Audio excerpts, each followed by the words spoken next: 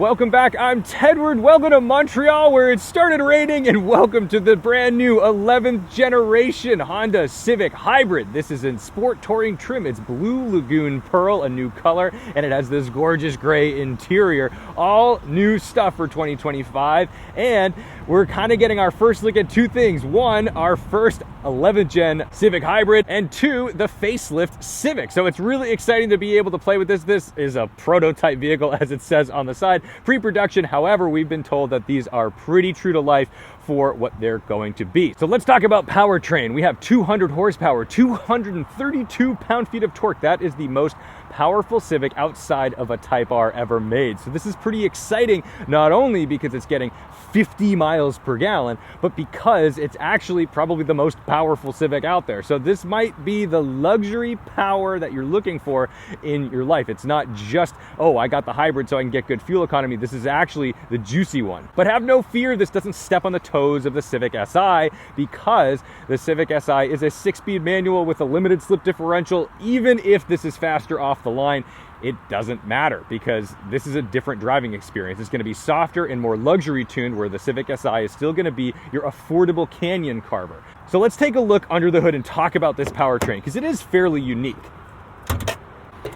Under the hood, you can see our 2-liter 4-cylinder Atkinson cycle engine. There is no transmission per se, but there are 2 electric motors. Now, the way this works is that the electric motor is essentially always driving the front wheels, with one caveat. We'll get there in a second. But what you can do is you can treat it like this. This engine turns a motor, which basically generates power to the battery, and then the other motor in turn takes that energy from the battery to turn the front wheels. That's what's driving the car.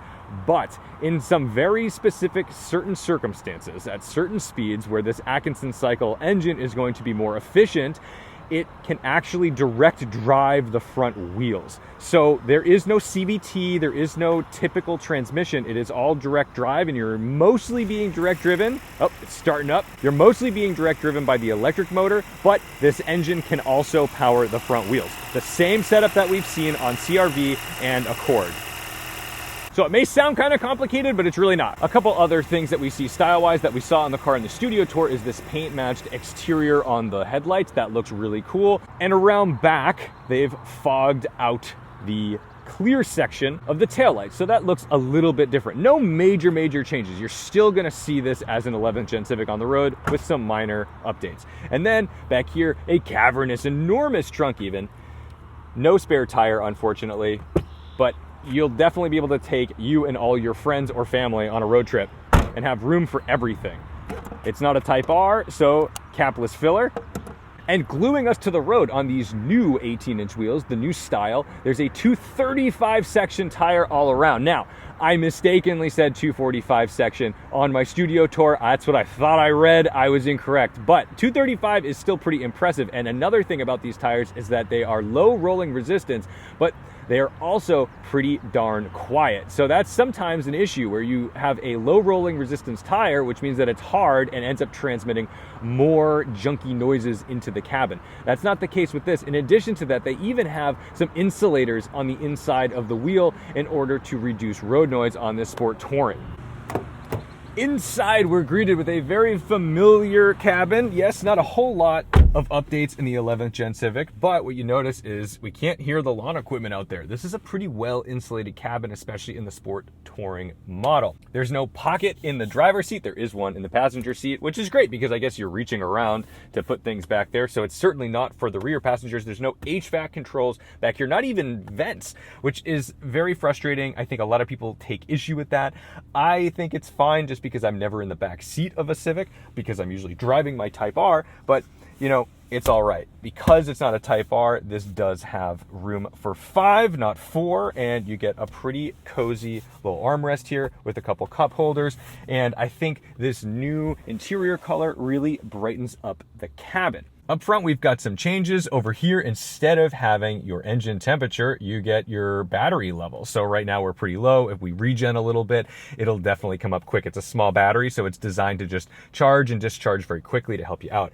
Over here, you'll notice we get USB-C ports instead of USB-A. That's something that I really dig. I would love to have this in my Type R, and I'm sure that we'll see this in the refresh for all of the new Civics. But as far as HVAC controls and all that good stuff go, this is all very familiar, and that's a good thing because these are really nice. They're like knurled plastic. They're probably relatively inexpensive to manufacture and make, but they have a really premium feel in an entry-level car.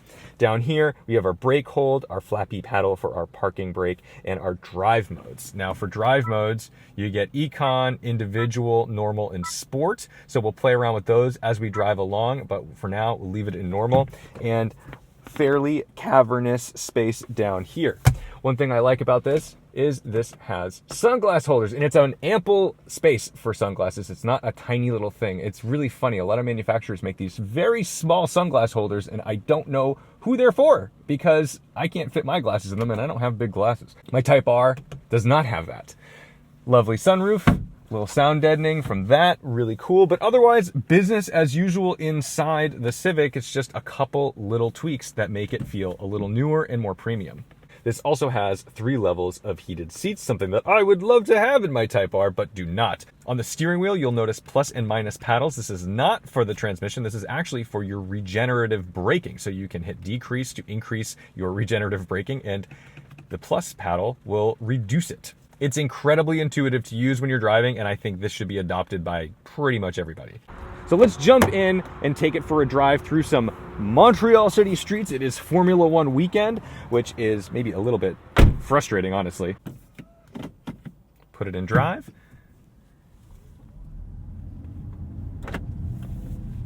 And pull away nice and quiet. Use our decel paddles. I think they should add a little more regen to this system. I would like this to brake a little harder, but I understand its purpose. The suspension immediately feels fairly cushy.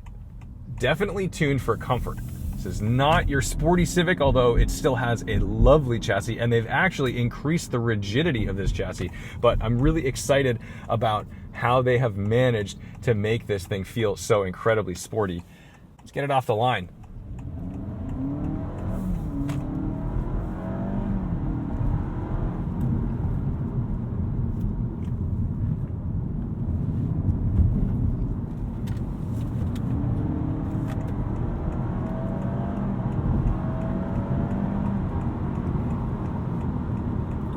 Lovely, juicy torque pretty much everywhere. This is fantastic.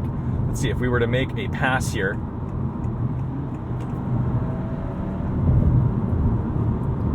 Yeah, this is a fast Civic. It's not a Type R, but everything is just on tap right there waiting for you.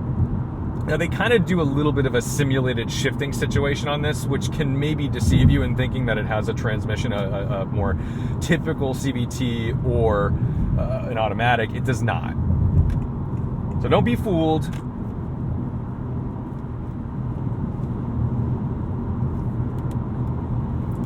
They've made big improvements to a lot of facets of this car.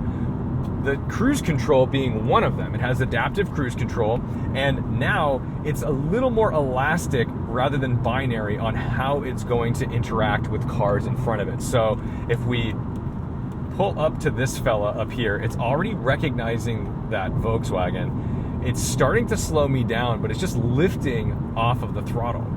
And I can also engage the lane keep assist, which is not hands-free driving. You do need to keep your hands on it, but for the purpose of science, we can look at this. But look at that.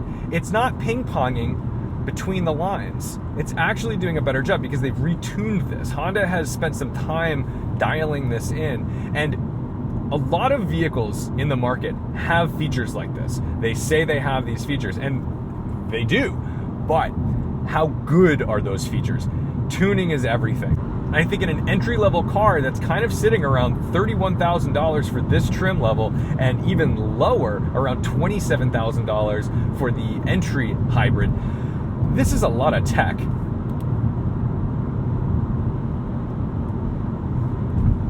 Road noise. It's present. We'll close this up, but it's quieter than my Civic for sure, my Type R, which has quite a bit of road noise. And Honda likes to add a little extra insulation on their sport touring models. They don't say it, they don't advertise it, but the sport touring models always feel more luxurious inside.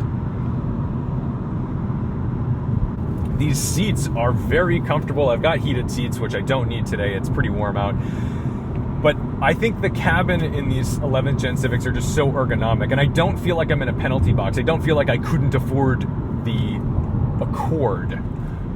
It feels like it's its own thing. It feels like a very distinct choice that you would want this vehicle for its size and capability. And frankly, the Civic stands on its own so well. I love all the touch surfaces being pretty soft. So I've got this nice soft bolster here on the door, leather wrapped steering wheel, really nice armrest over here, and all the controls, all these controls, they're weighted properly. They feel good. Every time you touch something or interact with a switch, it always has a nice click or the proper weight, which is important. I've driven cars that, even in the new C8 Corvette, there's a lot of great things about that car, but a Z06 at $150,000 still has a yucky feeling blinker stock, which is kind of weird. Whereas like in the Civic, sure, it doesn't feel like a Bentley, but it feels nice. I'm excited to interact with it, which encourages me to use my blinker, frankly. We also get Google built in. So yes, we still have Apple CarPlay, which is really important. We don't want to get rid of that. That's something that I think GM has taken a big risk on in going straight up Android.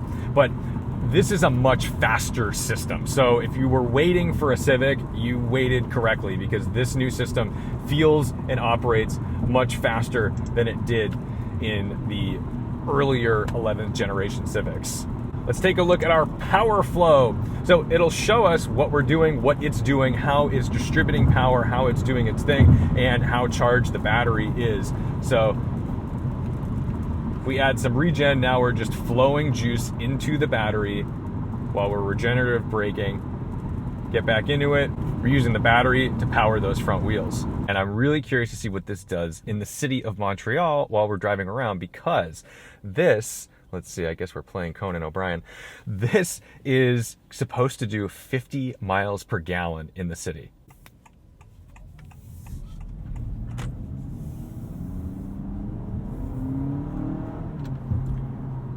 I gotta say, this is a pretty quick Civic. The torque goes a long way in this thing. I don't know what lane is what. We're just gonna stick here. Montreal, it's an old town. I should be used to it since I'm from Boston, and that's an old town, but you just never know.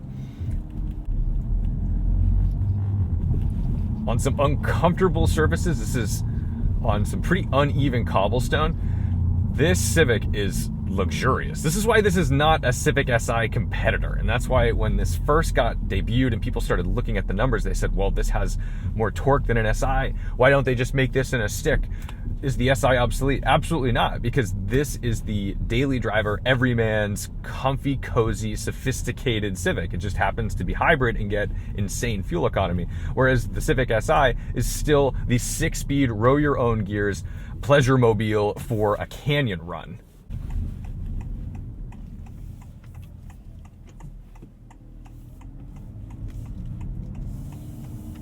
I think a lot of times people look at an entry-level car, especially like a Civic, and they think it's just going to beat you up, that it's a penalty box, that it's cheap, so it's going to feel cheap, and you're always going to have this sensation that you could have gotten something a little bit better. This is where the 11th Gen Civic has always kind of blown my mind. Even from the first time I drove one, and it was just a very much simple car, it redefined the entry level. And I'm not trying to make some silly headline like in a magazine, but it really does feel special. It feels like a car that stands completely on its own, and it absolutely is not subpar to its older, larger brother in the Accord.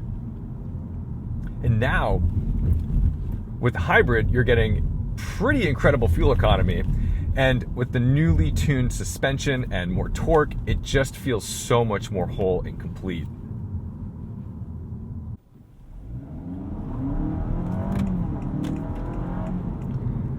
That is torque delivery you will not find in the regular Civics, the non-hybrid Civics. This is insane. And even in my Type R, I don't think I could make that move. I don't think it wouldn't build boost fast enough. This is now probably the fastest, like 30-foot Civic. This is the perfect city vehicle, and it's getting incredible MPGs.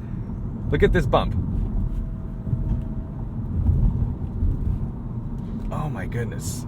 My Type R would be struggling over some of this stuff. This would be brutal in the Type R. And look at this, we're recharging. It's a small battery, so it's just always being able to like fill and deplete that battery. Get into these brakes a little bit. Oh, it feels good.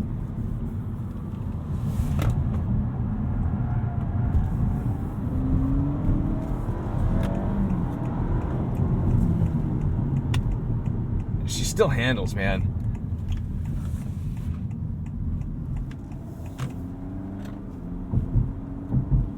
Stopped at a light, we've got our brake hold feature, so I do not have to hold the brakes to keep the car stopped. It's got line lock. And then our little graphic down here shows me the tail lights illuminated. So if we move forward, those go off.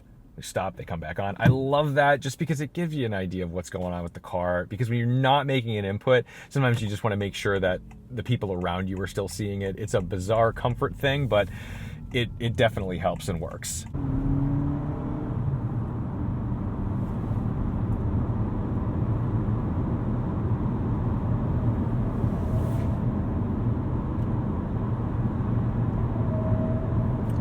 So although it has low rolling resistance tires, they still hold up really nicely. They have grip. This is not a major compromise just to say, hey, we've gotten the fuel economy and we've done away with the handling characteristics. This is really important. They could have gone to a much skinnier tire, a much harder tire, a tire that wasn't going to deliver.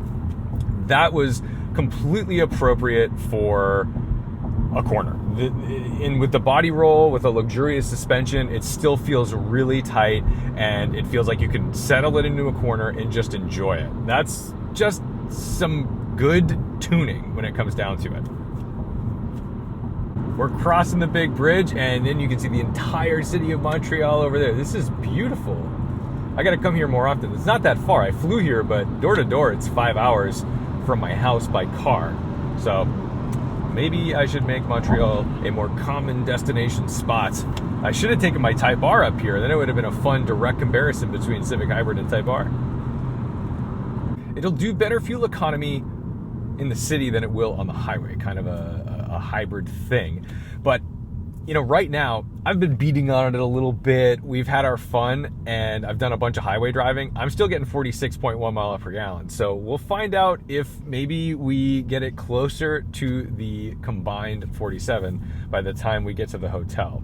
So look, there's options out there for hybrid cars, and plug-in hybrid cars for that matter. This does not have a plug-in option. You could buy something that allows you to pretty much purely drive on EV and maybe get a little bit better fuel economy. But for the money and refinement that you get out of this Civic, I'll tell you, you're not buying this car because you said, oh, I need a hybrid. Honestly, you could buy this car just because you think, I want a good car. I want a comfortable, affordable car around $30,000. And that's what I like about Honda, is that they're not sitting there chasing numbers. This is fast enough. It gets pretty great fuel economy, and it doesn't need to just top the range and all those things, because the cohesive, holistic package of this Civic Sport Touring Hybrid is so good that you'll just want this car. You won't need it because it's a hybrid. You won't need it because of any other reason than that it's a phenomenally comfortable, economical, and fun car to drive. So don't worry, this does not step on the toes of the Civic Si. I know a lot of people looked at these numbers and they said, oh my goodness, it's gonna be faster off the line. Like, it doesn't matter. The driving experience of a Civic Si is specifically dedicated to that car. It is not a Civic Si. That car still will hold its own and be a little monster on a canyon road, and you're gonna get a 6-speed manual transmission. Unfortunately, I think that and the Type R are going to be the only manual cars, because Honda's doing away with the regular Civic manuals. So scoop them while you can if that's what you're looking for. But I'm telling you, if you just need a great, like, economical daily, at the very least, go drive this. And don't be scared that it's a hybrid. All it's doing is enabling itself to give you more torque. Oh, thank you. All it's doing is enabling you to have more torque and power more of the time. And that's it, while using less fuel. When you're sitting in traffic, this is where you can tell where they really tuned these motors well. This motor is doing a really good job of just creeping along. It's not jolting me forward when I tap the throttle. It feels so natural, and I gotta commend Honda. This is why I like Honda, is because they may not be the range toppers with power or efficiency, but when it comes to the entire package, the cars always just feel better to drive. It's clear that drivers designed this car. So thank you guys so much for watching, liking, commenting, and subscribing. Don't forget to respect the drive. And look at this, we're coming in at just shy of 47 miles per gallon on this little drive. And I gotta say, I'm pretty impressed, because I have not worked very hard for that fuel economy. In fact, I've done a lot to try to ruin it on this drive. Don't forget to respect the drive, and I'll see you in the next one. Oh, we see another one. Who's this? Mr. Brower.